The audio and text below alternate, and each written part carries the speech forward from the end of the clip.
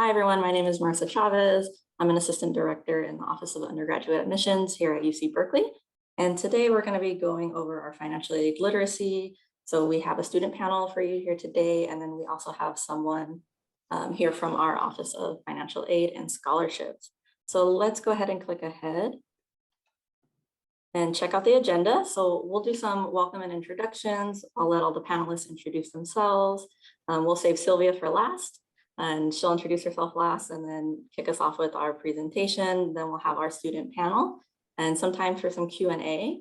And then we'll go over what is coming for next month. So let's start off with the introduction. So I introduced myself already.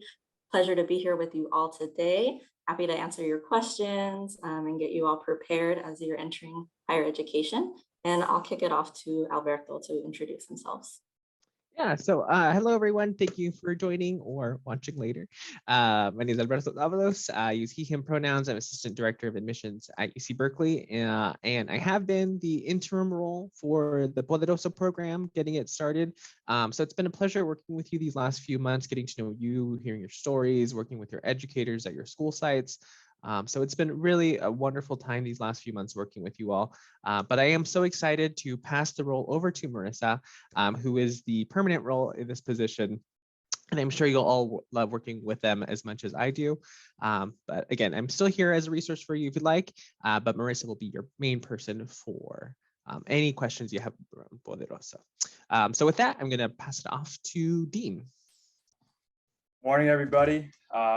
My name is Dean Tonioka. I use the He, Him series, and great to have you back for those that are rejoining from our previous sessions. And, I work at UC Berkeley, the director of the NAVCal and NAV2Cal sister programs, and as well as work, as part of the PoderOso team. And really excited to be here with y'all, and really excited to have an amazing ally of ours, Sylvia from Financial Aid at UC Berkeley, here with us. As well as some students to be current students at UC Berkeley as part of the panel. So I'm really looking forward to today, and I will pass it to Steve. Good morning, everybody. My name is Steve Gonzalez. I'm the counselor coordinator. Hi, Giselle Roberson, training coordinator at the statewide office. Although I work very closely with Steve, with all of the high school students, I'm technically in charge of the middle school. So glad to see Quintisa's here today. All right, and with that, I will go ahead and stop sharing and let Sylvia take it away. Good morning, everyone. Thank you for inviting me here. I'm incredibly grateful to be here with you all. My name is Sylvia Marquez. I use she, her, pronouns. I wear a couple of hats on this campus. My home is in financial aid. I'm an associate director in financial aid and scholarships. And then I also get to support the campus with our Hispanic Serving Institution initiative and uplifting all of our underrepresented and underserved communities on our campus. So I'm also a Berkeley alum. I have been on campus for 17 years. And I'm from the Central Valley. I grew up in Stockton and Tracy. And so I'm close to home, and this work is just incredibly important. So I just want to thank you all for inviting me to share space with you. One of the things, I'm going to share my screen and start a presentation. I have 25 minutes. So I'm going to ask Alberto or Dean if one of y'all could just give me you have 5 minutes left so I can rush through the end of this. I have a lot of information for all of you today.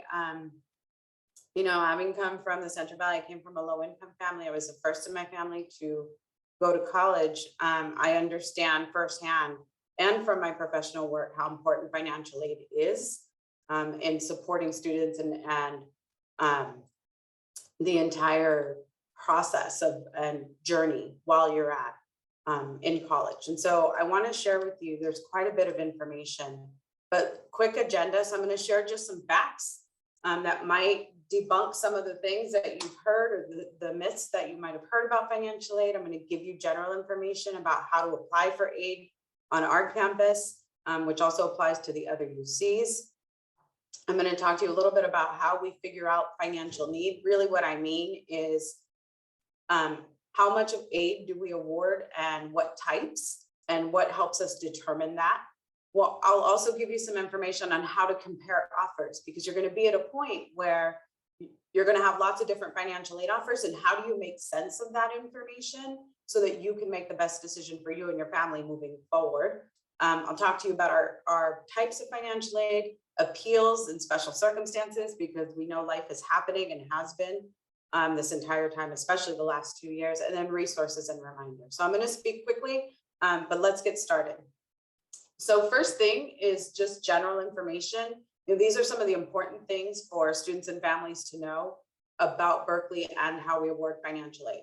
So 60% of our students receive some form of financial aid on our campus. So that's more than half. That's a pretty significant number. 68% of our undergraduate students do not borrow loans, so they graduate debt-free. And we'll talk about how many of our students do that. 39% of our students do not pay for tuition. And we'll talk about the budget and the portion of the budget that is tuition versus all the other expenses you will have just because you're a student.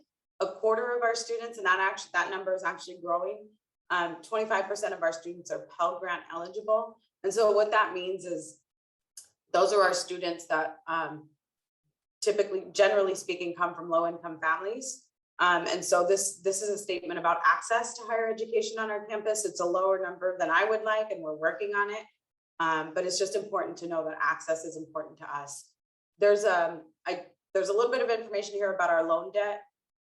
So our students that do graduate from undergraduate degrees borrow on average about $19,800. That number varies from year to year. What's important is that it's more than $10,000 lower than the national average. So we try to award aid in such a way so our students don't have to borrow. And then our Berkeley students bring in over $11 million a year in outside scholarships. So if you are not applying for outside scholarships yet, that needs to be your part-time job the rest of the time that you are in college. And we'll talk a little bit about how to get started, okay? So general information. When I'm talking about financial aid, I always start here, regardless of who my audience is, because I think it's important for students to understand and families that financial aid doesn't just mean grants and scholarships. It means grants, scholarships, loans, and work study. So it's the whole thing. Just keep that in mind. The purpose of financial aid is for you to cover your educational expenses while you are in college. So we always remind students of that because we know other things in life happen. Not all of those things are meant to be paid for with financial aid. And so we'll talk a little bit about some of the resources on campus should other emergencies happen that we might not be able to provide funding for. So how do you even apply for financial aid on our campus? So, and this applies to all the UCs and pretty much most publics within California. You're going to do one of two things. You're either going to fill out the free application for federal student aid, it's also known as the FAFSA, or you're going to fill out the California DREAM Act application. You're going to do one of those two applications. The FAFSA is for US citizen and permanent residents. And then the DREAM Act application is for our undocumented students who qualify for in-state tuition. I've simplified what that qualification is, but you know, certainly myself or anyone on this call can help you determine which one of these you should be using. So that's the first thing we require. The second thing we ask California residents to do is the Cal Grant GPA verification form. Your high schools can help you with this and get it filled out. So you're going to do one of these, and this are what we tried to put into students' minds is that this needs to be done by March 2nd every year. The application becomes available October 1st for the next academic year. Because of COVID and some other things, the state has extended the deadline to April 1st for this year. So it's important to know that you now have until April 1st. I don't recommend you wait that long, especially because decisions are coming out about where you've been admitted. So do it as soon as possible if you haven't already done it. Our school code on our campus is 1312. Every school that awards federal financial aid has a code. You can find it online on the FAFSA website if you need it, but this is ours. And if you are filing a FAFSA, we encourage you to use a tool called the Irs Data Retrieval. And basically what I'm saying is these applications are going to ask you for tax information. They're going to ask for your parents' tax information from 2020. And trying to figure out which line and which form gets a little bit confusing. And so there is a tool in the FAFSA that allows you to grab that information directly from the IRS. So it takes a little bit of the guesswork out of it for you. It makes it easier. So if you have the ability to do that, I encourage you to do it. And then just remember to do this each year. So what do we do with all that information, and how do we figure out what to award you? So we have to figure out how much financial need each student has. So what we do is we take the cost of attendance, and this is just another term for your budget for the whole academic year, right? What could it cost you to come here? And we'll get into those details. And we subtract out the family contribution. That family contribution comes from the aid application that you filled out, and we'll talk about those details. But we take the difference between those two things and we figure out, okay, this is how much financial need this student has. We take that number and we're figuring out the types of grants, loans, scholarships, work study that you're eligible for to help you meet that financial need. Okay, so let's look at the formula a little closer. So the cost of attendance, this is really what helps us figure out what you're going to be eligible for. And I'm actually going to skip this slide and just speak to it here. So this is an example of a cost of attendance. Again, this is just your budget, right? And so what this does helps us do is figure out, based on where you live and whether you're a California resident or an out-of-state resident, how much financial aid do you need for the year? The important thing about this chart, I know these numbers are important. I'm not saying that they're not. However, it's important to really look closely at some of the detail, because there are expenses here that are things that the university will charge you for directly. And what we call those direct expenses, because you're directly going to get a bill for those things, right? And so that includes tuition. If you enroll, you get charged for tuition, right? It's not on a per unit charge. We charge you the same amount, whether you take 1 unit or 20 units. And that's $13,104 for next year. There are campus fees. If you live on campus with us in a residence hall, a dorm, there's an expense for that. This is not an exact number. This is an average. What you actually might be charged could be a little bit different, because it depends on which dorm you live in, how many roommates you have, if you get an extra meal plan, that sort of thing. And so this is an average, but it gives you an idea of what it could be. And then health insurance. It's one of the health insurance is a requirement. So you either have yours or you purchase ours. We put all of that in here as those expenses or the types of things that you would be billed for potentially, right? And so that gives us an idea of where to start. Then there's these other expenses, because you're just a student, right? So you're going to need things like books and supplies. You're going to need, even if you live in the residence hall, you're probably not going to eat in the residence hall all the time. And so we build in a little more for food. Personal, you're going to need things while you're in the dorm, right? You're going to need to go buy hygiene related products or clothes or those sorts of things. So we build in some personal, and then transportation.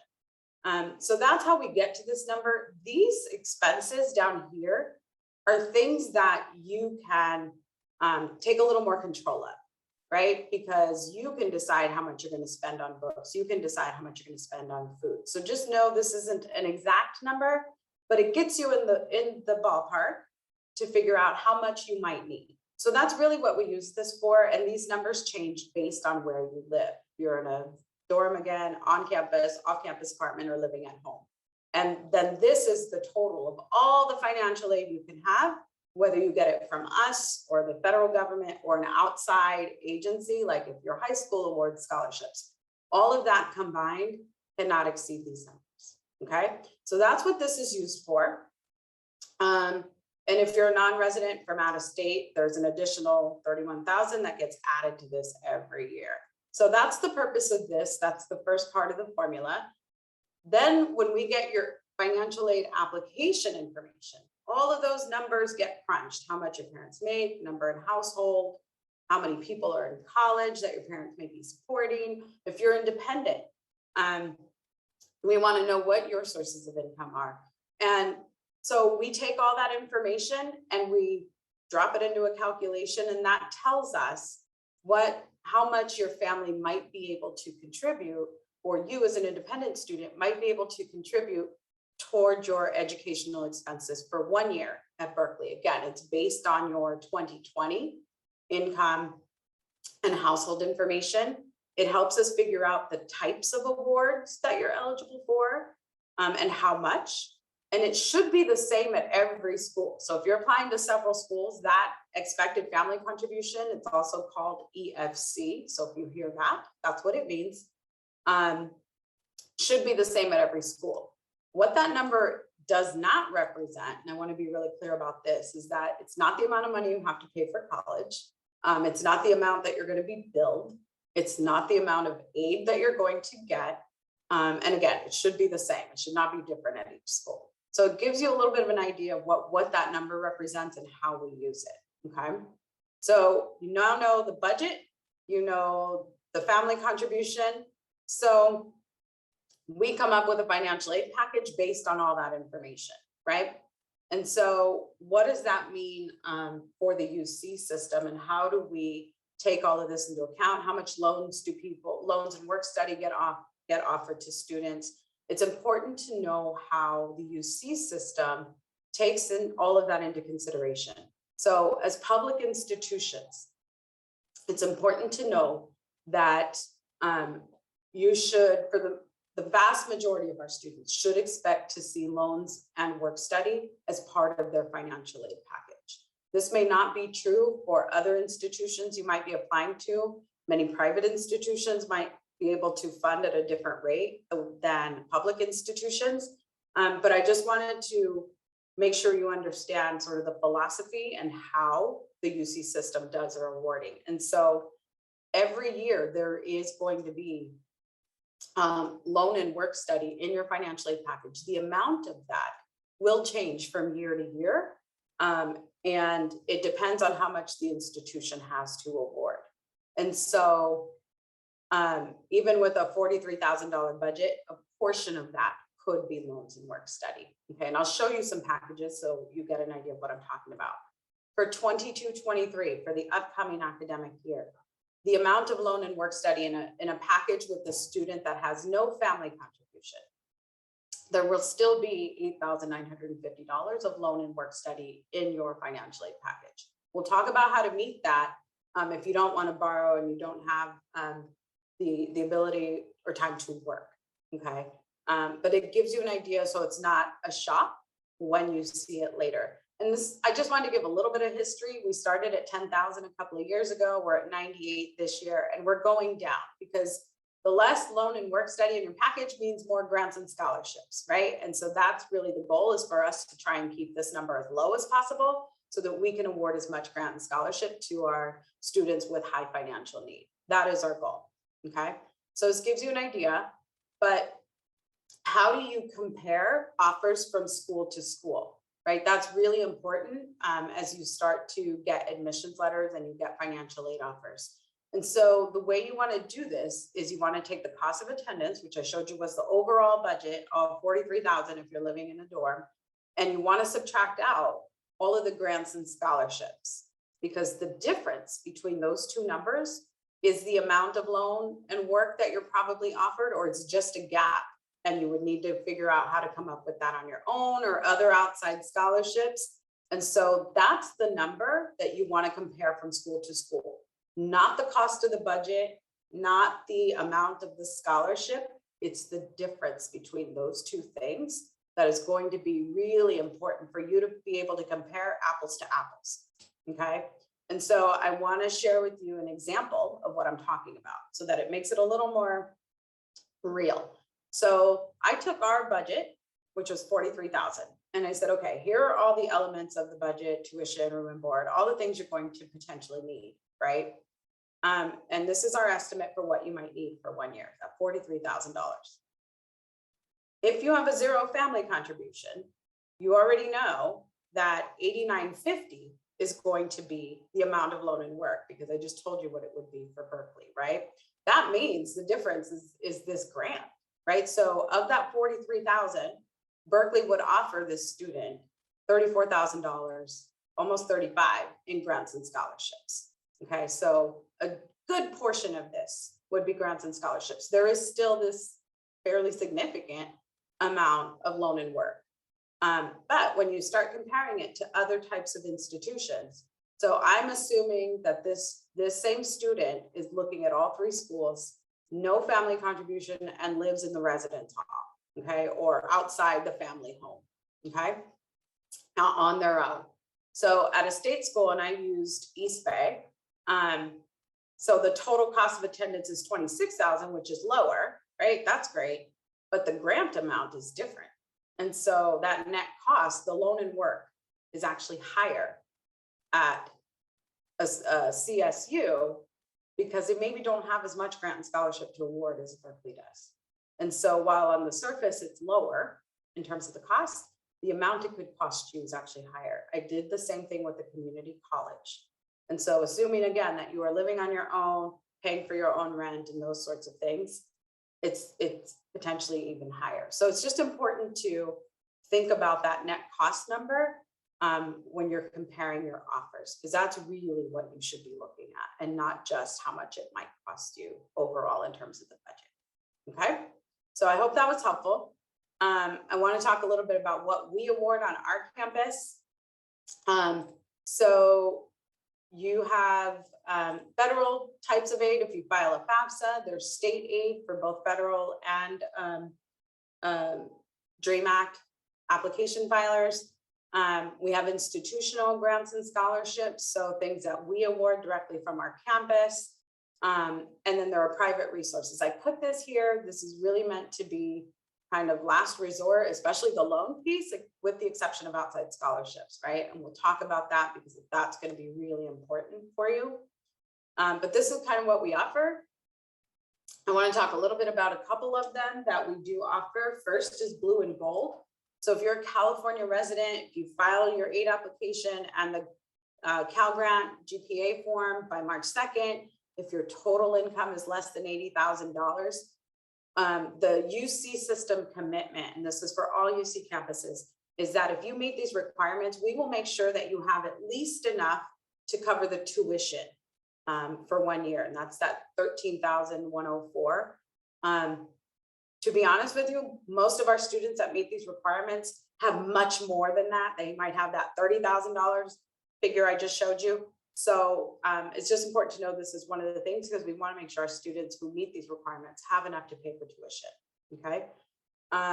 The other thing that's really important, I've been alluding to this the whole time, are outside scholarships. So many of our students you saw on that first slide do not borrow loans. Our students don't borrow loans for a few reasons. One is that many students are working instead, maybe 10 to 20 hours a week. It depends on the student and the job. But the other thing that's really important, and one of the statistics I gave you at the beginning, is that Berkeley students bring in over $11 million a year in outside scholarships. Our commitment to our students, and this is Berkeley and the entire UC system, is that if you have a subsidized loan in your package or work study, so part of that 8950 I was talking about, if you have those types of awards and you bring in that outside scholarship from some other organization, you need to report that to us. And what we will do is we'll reduce that loan and we'll reduce that work study. We're not going to take it from your university grants and scholarships. There are very few exceptions to that. And so I do want to say that, but very few. So our commitment is to try and reduce the loan and work. We don't want you to borrow. We don't want you to work if you don't need to. Okay. So it's important to know that. If you can take a screenshot of this, that would be great. We can send out the slides as well. But this is a place for you to get started on that search. There are a couple of places here, but this page certainly has search engines for you to start. I mentioned at the beginning, I want to talk about appeals, and I know I'm running short on time here, is we are using income from 2020. So that was 2 years ago. And that will happen every year. It's a 2-year lag. Things have changed, right? And things are still changing. We know families are impacted and are going to continue to be impacted by the pandemic. And so there is a way for you to demonstrate that those things have changed. It's not on the application directly, You would need to work with each individual campus and provide documentation of the things that have changed. And these are some of the typical things that we see in those appeals, and we would ask you to document for us so that we understand how much of that income that was originally reported needs to be changed. And there is a video online to guide you through this process, and I'll point that out to you. We also have students that might be experiencing extreme or unusual circumstances within their home. And so if there are those extreme circumstances, maybe your parents are they're estranged or other situations, talk to us, because there are ways for us to have that conversation and figure out how to move forward in the aid process. Just don't assume that there is no other option for you. Come and talk to us and we'll guide you through what that process is. Resources and reminders, overall, we just want your financial wellness to be in good shape, because that impacts your overall wellness as a student. And so we have different resources on our campus. So you have financial aid, which is meant to be upfront and trying to guide you through the process, but there are other things that you may need to support you through this process.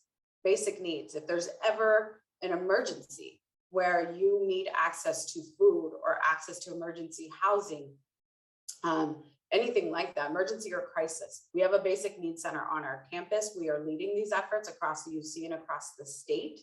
And so please think about accessing these resources for yourself or anyone else that might be in that space. If we have any students that also have children, we provide additional support to our student parents on campus. And so through the Student Parent Center, we work really closely. So just know we're available there. And then, creating a budget and learning how to save and not borrow debt, we offer those services too, and other students can guide you through that process. I have 2 minutes left. Online resources. This is really, really important. I talked about videos. The Jumpstart videos are on our website. So pretty much everything I just talked about is in some sort of video on our website, and they're shorter, so they're helpful. Go to the new admitted student questions. Do it now. Just so you have an idea of what the answers to these questions are, because I know I went quickly, and the scholarship search. So please do that as well. This is our website. You can chat. This is not a person, but it will give you answers to most financial aid related things. So please use the chat function on our website. And then apply every year, look at the cost of attendance, but look at the net cost. That is the most important piece of that conversation. Prepare to see loans and work, apply for those outside scholarships, and talk to us about appeals if you have questions, okay? This is how you contact us if you have questions. Cal Student Central is our front line, okay? And you can find our website online, all right? And I think I'm out of time. All right, thank you all. So next, I will pass it off to Dean, who will introduce our student panel. Thanks, Marissa. And thank you, Sylvia. That's, that was a great 25 minutes. I hope students took notes. There's a lot of confusion when it comes to reading offer letters. And I think this student panel is gonna complement the information that Sylvia just went over, as Rojas and Marissa, Maricela is gonna be joining us in a second. Is Maricela here as well? But Rojas, I'll pass it over to you to introduce yourself. Thank you, Dean, for the intro, and then thank you, Sylvia, for the awesome presentation. My name is Alex Rojas. I am a third-year junior studying civil and environmental engineering, and I am from Richmond, California. Great. And then, Marcial, are you able to speak? Let's see. Allow to talk. Hi, everybody. Let me turn my camera on. Oh, it doesn't let me turn my camera on. Oh. Technical difficulties. Okay, anyway, I'm Marciela or Mar. I'm a first-generation low-income Latinx system impacted former foster youth. Currently junior at UC Berkeley, studying currently math, but I'm trying to switch to data science. Yeah. Great. And I'm not sure if we can get her video working. We'll try to work on that on our end, but Sylvia mentioned a lot about scholarships. How important do scholarships play a role and she had made this statement, right? Applying to scholarships is a part-time job. How do scholarships play a role in your time as a student, Rojas? And then I'll pass it over to Marciela. But how do scholarships play a role in your life as a student, and how many hours are you spending, constantly writing scholarships per week? That's a very good question. I can't pinpoint exactly how many hours. I just know I submit every application that kind of comes through. So Dean is very awesome in the sense that he has a lot of these, he has a scholarship banks and he sends it out to his students. And for the ones that I qualify for, I always apply to those and send them out. Ross, are you able to pull up your Cal Central in a bit to show us what you mean by that while I pass it over to Mar to answer this question? Great. Marciela, how do you see scholarships play a role in your life as a student, and why is it important for students to take advantage of every financial opportunity, including, most importantly, scholarships? Yeah, scholarships have become, they're a big part of like my academic journey. I've applied to so many scholarships and I've won a handful of scholarships that I haven't had to take out any loans. I think when I came into Berkeley, or I was coming into, I almost didn't accept my offer to Berkeley because I didn't understand how to read my financial aid package. And even though I accepted the offer, I was mentally preparing to like go into Berkeley going thousands of dollars into debt. And I have yet to take out a loan. I've actually made a surplus of scholarships and just continued to apply to scholarships over and over. And it's like, it is like a job in a way, but it also in a way is therapeutic to be able to write your story on paper, as well as it's preparing me for if I potentially want to go to grad school, I have a good, decent personal statement because I've applied to so many scholarships. And a lot of the scholarships you have to write a personal statement. And that's similar to the application for grad school. If that's something that you want to do after undergraduate, you can use your personal statement that you've been working on for scholarships for the last however many years you're in college and use it for that as well. But scholarships have paid for every aspect of they've paid for my housing, they've paid for my food, they've paid for my board, pretty much every aspect of school. But we're in for a special treat. Ross and Marciela are going to pull up their financial aid offer and show y'all what Sylvia sort of broke down in her presentation. And now you're going to see it, live for a UC Berkeley student. Okay. I'm going to pull up. Are you all able to see my screen? Yes. Okay, cool. So Rojas, let us know. This is going to it's going to look confusing at first for students, but let us know which money goes straight to your bank account. And so it goes straight to your bank account. Okay. Okay, I think I should break it down by like what is like automatically given to me and what I had to work for. Berkeley Grant, this Cal Grant renewal, federal Pell Grant. These are all things from when I did the FAFSA. I am born in the US. So I did the FAFSA application. So these were granted and dispersed to Berkeley directly. And this Berkeley grant is, so if you recall from when you apply to colleges, there's like a lot of little boxes that you click. Are you first gen? Are you a student of color? Were you in a STEM program? And it's a long list. That's that's the easiest way you'll ever get money. If you fill those in with what applies to you, you're eligible for scholarships. So that's how I got this Berkeley grant. This outside award 1, outside award 2, these are outside scholarships that came in with me and fund Berkeley. And then for right now, just ignore this emergency fund. But with that being said, all this money gets to this 1, 2, 3, 4, 5. These 5 blocks get dispersed to Berkeley, and it basically only covers tuition and fees. Since I live on off-campus housing, so I don't pay. My money does not go to the dorms.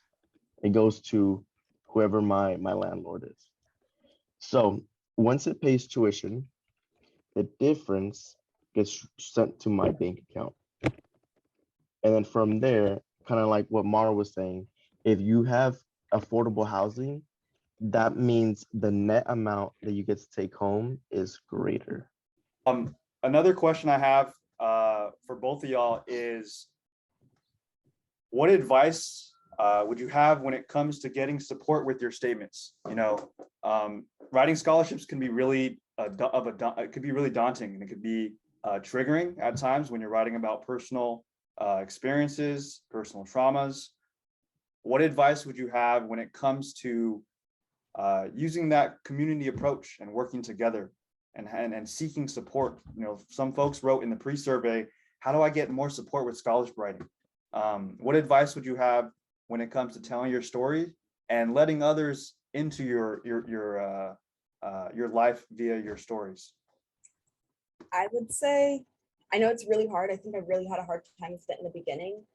But working with other students, even though it puts you in a vulnerable situation because they are learning about you, or they're seeing parts of you that you might not be able to talk about or might not have not unpacked yet. But working with other students that come from similar populations and working on that essays together, like learning how to rewrite or helping them write your story, get your story on paper, working with other students that come from similar backgrounds or come from intersection backgrounds with you, being able to write that with them, as well as when you're applying, if you work on it together, even though one of you guys could win it together or both of you guys can win it together. It's like a team, it becomes a team building way, because if you work on it with someone else, it's also a win for them when they win it, but it's also because you helped them as well as they helped you. It's a win for both of you.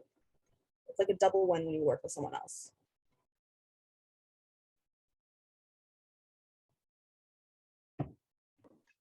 Yeah, I'd say for me, it's getting out of your comfort zone and being vulnerable and sharing these very personal statements with those around you. So it might be your college counselor, it might be your best friend, who might not have seen or heard this side of you, your teachers. Which I think who else in a high school setting you could share that with, so you can start applying right now. When you do get to whatever university you decide to attend to, that's where you can share it with your peers, like your very close housemates, your roommates, or your whatever clubs you are affiliated with on campus. The people that you get close to, counselors, leaders, these are people that you can reach out for support, so they can look over your essays and do some final touches. Even better though, the last thing I'll say is if there's a scholarship you are applying for example, the Hispanic Scholarship Fund, and you know someone who's won it in the previous years, in the previous 2 years, reach out to them so you can see what tactics they did on their essay, on their story, how they formatted it, or what they spotlighted. That way you can get some insight for when you do your application. And that's all I have. I would also like to add, I feel like in a way, it also make me embrace certain identities. Being able to write about it or being more open with my peers about it had helped me embrace certain identities that I was ashamed of, or certain things that I didn't want people to know about me. Like, I'm system impacted, I'm former foster youth, but coming into Berkeley or going from high school to the university, my peers didn't know that. My friends didn't know that. There are certain aspects of my identity that I would keep secret or was ashamed of certain aspects. Or I didn't like to say I'm first generation, or like, whatever your identities may are, certain things that you're not okay with writing about. I think writing about it as well as sharing it with peers or certain people around me helped me embrace my own identities, become more comfortable with myself. And yeah, reach out to people who have already won it or have won it, and don't not apply. I feel like some people just talk themselves out of applying, or like I'd be like, oh, I don't deserve this money, or someone else might need it more than me. Don't reject yourself before even applying. Let the scholarship committee reject you. Just apply. Like, the worst thing they can say is no. But if you don't shoot your shot, you're never gonna get the scholarship. Thank you, Rojas. Thank you, Marciela. You know, it's a daunting task, right? To take that first initial step, to let others into your life, let alone let others look at your statements. But from what y'all are saying, you can actually come out more confident and more comfortable with your own story by working with others on your scholarships. Yeah, I just had one other question with this great conversation we have going with scholarships for Sylvia. So how do you report outside scholarships to UC Berkeley or the institution that you're attending? Yeah, thank you for that. So for us, on Cal Central, there's a link that says report outside resources. And so any scholarship you receive, regardless whether it's sent to the school or to you, is something that you are supposed to report. Because again, it's a resource and it's intended for the educational expenses that we are providing funding for. And so we want to combine all of that. And that's actually a federal requirement. So it's important to know that. And then one other thing, in terms of Berkeley grants and Berkeley specific scholarships, particularly the grant, they're awarded based on financial need.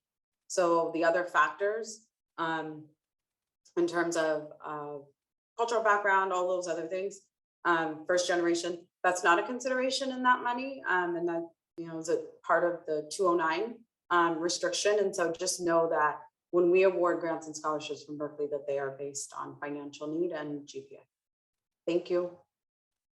Yes, thank you all for attending, and thank you to the panelists today. So Sylvia, Rojas, and Marciela, we really appreciate your perspectives and all the wealth of information you've shared with everyone. And then really quickly, let me share my screen.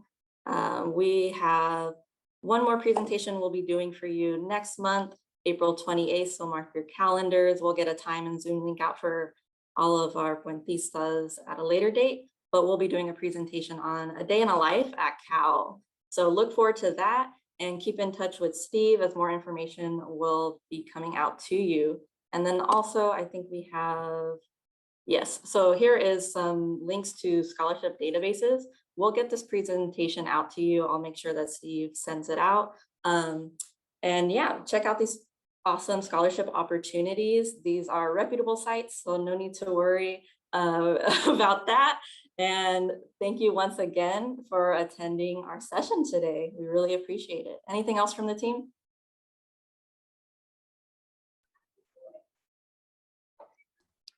All right, perfect. Thank you, everyone.